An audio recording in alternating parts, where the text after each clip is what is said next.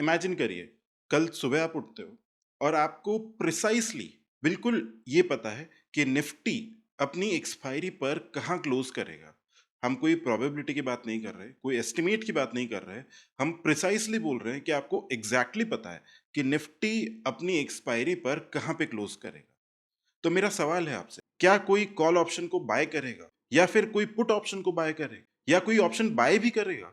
और अगर कोई ऑप्शन बाय करेगा तो क्या कोई ऑप्शन को सेल भी करेगा? और इससे बड़ा इंपॉर्टेंट सवाल ये है, क्या ऑप्शंस के प्रीमियम एग्जिस्ट भी करेंगे? आज इसी सवाल का जवाब हम समझेंगे from first principles of option. नमस्ते everyone, my name is Ruchin और आज आप देख रहे हैं episode 5 of first principles of options trading. ये इस सीरीज के अंदर हम ऑप्शंस ट्रेडिंग सिखा नहीं रहे, हम ये जानने की कोशिश कर रहे हैं कि आप फाइनेंस को और ऑप्शंस को कैसे मैथमेटिकली, प्रोबेबिलिटी और लॉजिक के बेसिस पे इजी लैंग्वेज में समझ सकते हैं, ताकि भले ही आपका फाइनेंस का बैकग्राउंड है या नहीं है, आपको इजी वे में समझ में आ जाए। और अगर आप इसी तरीके से ऑप्शंस को एक मैथमेटिकल फॉर्म में सीखने की कोशिश करना चाहते हैं, तो आप इस चैनल को सब्सक्राइब कर सकते हैं। आप इस वीडियो के अंदर हम बात करेंगे वोलेटिलिटी की और ऐसे कई सारे टॉपिक्स के ऊपर हम डिस्कशन करेंगे। तो चलिए शुरू करते हैं। अब तक हमने क्या सीखा? एपिसोड 1 में हमने बात करी थी कि ऑप्शंस प्रोडक्ट प्रेडिक्टेबिलिटी है, ना कि एस्टिमेट। एपिसोड 2 में हमने एक्सपेक्टेड वैल्यू के ऊपर बात करी थी।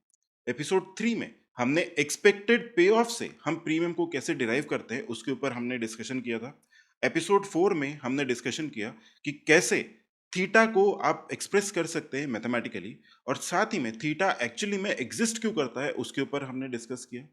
और इस वीडियो के अंदर जो कि हमारा एपिसोड 5 है, हम डिस्कस करेंगे कि वॉलेटिलिटी क्या है और प्रोबेबिलिटी से प्रीमियम किस तरीके से डिफाइन होता है और कैसे वो वेरी करता है। चलिए एक बिल्कुल इमेजिनरी वर्ल्ड में चलते हैं, जहां पे आपको एग्जैक्टली पता है कि निफ्टी कहाँ क्लोज करेगा। सपोज मान लेते हैं कि निफ्टी आज के डेट पे अभी ट्रेड कर रहा है 25,000 पर, और निफ्टी का जो एक्सपायरी है वो ट्यूसडे को है, और उस एक्सपायरी पर आपको एग्जैक्टली पता है कि निफ्टी 25,100 पर क्लोज करने वाला। अभी 25,000 चल रहा है, क्लोज करने वाला है 25,100। अब एक स्ट्राइक लेते हैं 25,200 का कॉल ऑप्शन। मेरे सवाल का आंसर करिएगा, क्या अगर निफ्टी 25,100 पे क्लोज करेगा तो 25,200 कॉल ऑप्शन का क्या होगा? वो तो वर्थलेस एक्सपायर हो जाए। तो अगर सभी को ये चीज पता है कि कोई कॉल ऑप्शन वर्थलेस एक्सपायर होने वाला है, तो क्या कोई उस कॉल ऑप्शन को खरीदेगा? क्या कोई एक पुट ऑप्शन को बेचेगा या कोई कॉल ऑप्शन को सेल करेगा? प्रीमियम एग्जिस्ट ही नहीं करेगा। यहाँ एक बहुत ही इंटरेस्टिंग चीज है जो कि आपको नोट करनी चाहिए। अभी एक्सपायरी में मान लीजिए 4-5 दिन बाकी, स्ट्राइक सेम है, स्पॉट सेम है, हमें ये भी पता है कि निफ्टी कहाँ क्लोज करने वाला है, यानी कुल मिला के अनसर्टेनिटी बिल्कुल जीरो हो गई है। तो जो ऑप्शंस के प्रीमियम है वो भी हमारे लिए जीरो हो, यानी फ्यूचर में अगर अनसर्टेनिटी नहीं है तो ऑप्शंस एग्जिस्ट ही नहीं कर सकते।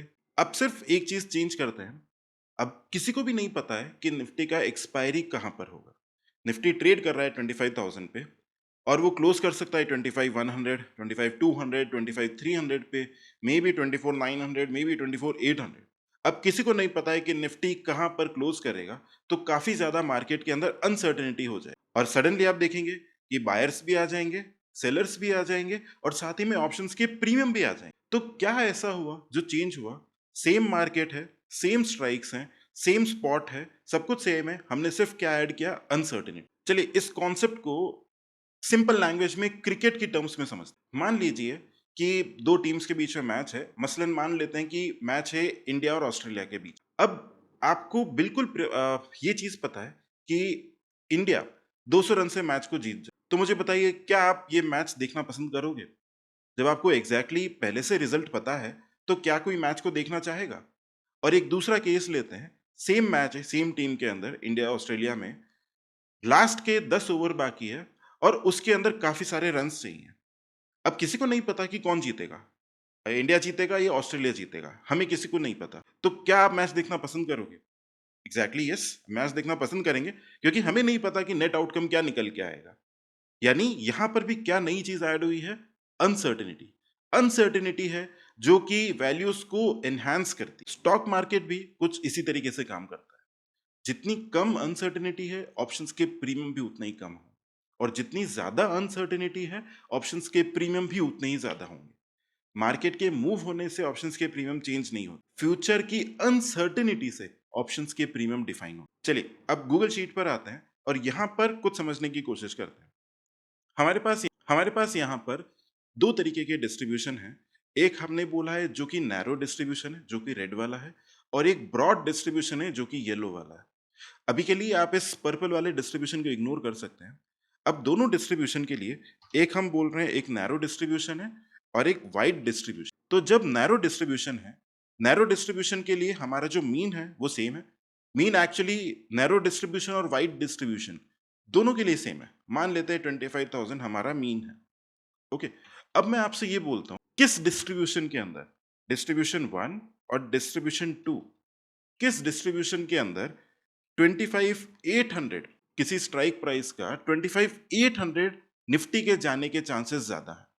क्या वो नैरो डिस्ट्रीब्यूशन में ज्यादा है या फिर वो वाइडर डिस्ट्रीब्यूशन में ज्यादा है? अगर आपने पुरानी वाली वीडियोस देखी हैं तो आपको समझ में आया होगा कि डिस्ट्रीब्यूशन हमारा वाइडर के अंदर ज्यादा होता है।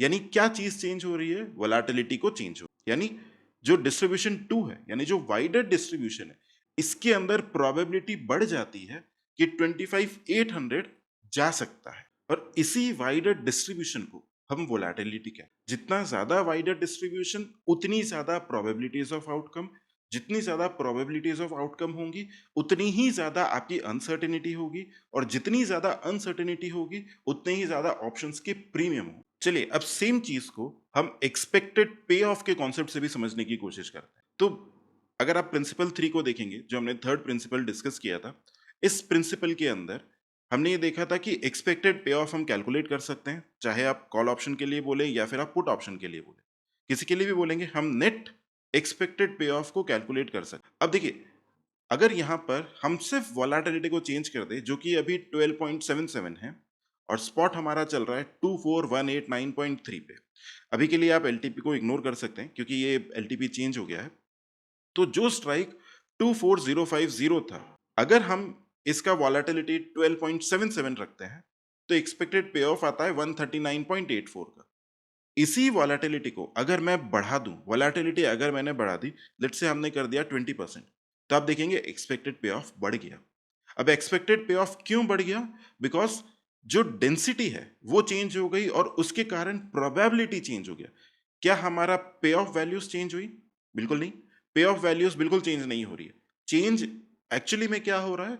सिर्फ और सिर्फ प्रोबेबिलिटी, यानी जितना ज्यादा वॉलेटिलिटी को हमने बढ़ाया उतनी ही ज्यादा प्रोबेबिलिटी ऑफ आउटकम्स बढ़ जाते हैं, और जब वो बढ़ जाते हैं तो हमारा नेट एक्सपेक्टेड पे ऑफ बढ़ जाता है। और अगर इसी वॉलेटिलिटी को हम कम कर दें, लेट्स से हम 10% कर दें, तो हमारा नेट एक्सपेक्टेड पे ऑफ भी रिड्यूस हो जाता है। एक और एग्जांपल लेते हैं। मान लीजिए आप किसी एक डेस्टिनेशन से दूसरे डेस्टिनेशन जा रहे हैं जो कि नॉर्मल रूट है, और आप उसके लिए इंश्योरेंस लेते हैं। वो कुछ इंश्योरेंस एक्स अमाउंट का है। अब वही हम लोग डेस्टिनेशंस रखते हैं, destination X to destination Y, but बीच में वॉर जोन हो, मतलब कुछ ना कुछ वॉर हो रहा है। अब अगर आप इंश्योरेंस लेने जाओगे तो क्या आपको सेम प्राइस में इंश्योरेंस मिलेगा या फिर आपको इंश्योरेंस भी ज्यादा प्राइस पे मिलेगा? जाहिर सी बात है आपको ज्यादा प्राइस पे मिलेगा। क्यों? क्योंकि अनसर्टेनिटी बढ़ गई, डिस्टेंस वही है, आपका जो डेस्टिनेशन है एक्स और वाई वो भी सेम है, सारी चीजें सेम है, जो ट्रैवल इक्विपमेंट है या जिस व्हीकल में आप ट्रैवल करने वाले हैं वो भी सेम है, सब कुछ सेम है, क्रूड का जो प्राइसिंग है वो सेम है, सब कुछ सेम है। सिर्फ क्या चेंज हुआ? अनसर्टेनिटी चेंज, अनसर्टेनिटी बढ़ गई तो इंश्योरेंस के प्रीमियम्स बढ़ गए। अब एग्जैक्टली सेम ऑप्शन सेलर्स भी करते हैं। इंश्योरेंस फिजिकल इंश्योरेंस बेच रहे हैं, ऑप्शंस क्या कर रहे हैं? एक सेटलमेंट कॉन्ट्रैक्ट को सेल कर रहे हैं। अब एक और इंटरेस्टिंग बात को सोचिए, अगर अनसर्टेनिटी जीरो हो जाए तो ऑप्शंस के प्रीमियम जीरो हो जाएंगे, और अगर अनसर्टेनिटी इनफाइनाइट हो जाए तो ऑप्शंस के प्रीमियम भी इनफाइनाइट हो जाएंगे। बट हमें ना तो ऑप्शंस के प्रीमियम जीरो दिखाई देते हैं ना इनफाइनाइट दिखाई देते हैं, हमें कोई ना कोई एक नंबर वैल्यू दिखाई देती है। यानी अनसर्टेनिटी जीरो और इन्फिनिटी के बीच में कहीं पर कुछ है। यानी मार्केट हर सेकंड क्या कर रहा है?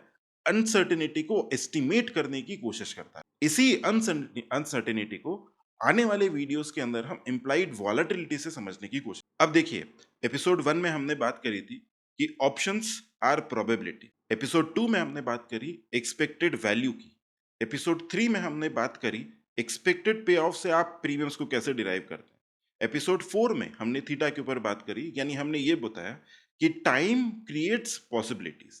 और आज की इस वीडियो में एपिसोड 5 में हम लोगों ने सीखा कि अनसर्टेनिटी उस पॉसिबल आउटकम्स को बढ़ा देती, यानी अब धीरे धीरे आपको पूरा का पूरा पजल समझ में आ रहा है। तो अगली बार अगर आपको कोई बोलता है कि वोलाटिलिटी बढ़ गई है, तो इसको ग्रीक्स के टर्म में मत देखिए, इसको सिंपल सा ऐसा समझिए कि मार्केट के अंदर अनसर्टेनिटी बढ़ गई है, जिसकी वजह से ऑप्शंस के प्रीमियम बढ़े हैं। क्योंकि ऑप्शंस मार्केट प्रीमियम से मूव नहीं होता, वो अनसर्टेनिटी के कारण मूव होता, और इसी अनसर्टेनिटी की वजह से ऑप्शंस मार्केट एग्जिस्ट भी करता। अगले एपिसोड में हम इम्प्लाइड वॉलेटिलिटी के ऊपर डिस्कस करेंगे। तो अगर आपको किसी भी तरीके का डाउट है तो डिस्क्रिप्शन में कॉन्टैक्ट डिटेल्स दे रखे होंगे, आप वहां से हमें कॉन्टैक्ट कर सकते हैं। अगर ये वीडियो आपको अच्छा लगता है तो प्लीज़ इस चैनल को सब्सक्राइब करें, वीडियो को लाइक करें और अपने दोस्तों के साथ ज़रूर शेयर। मिलते हैं अगले वीडियो।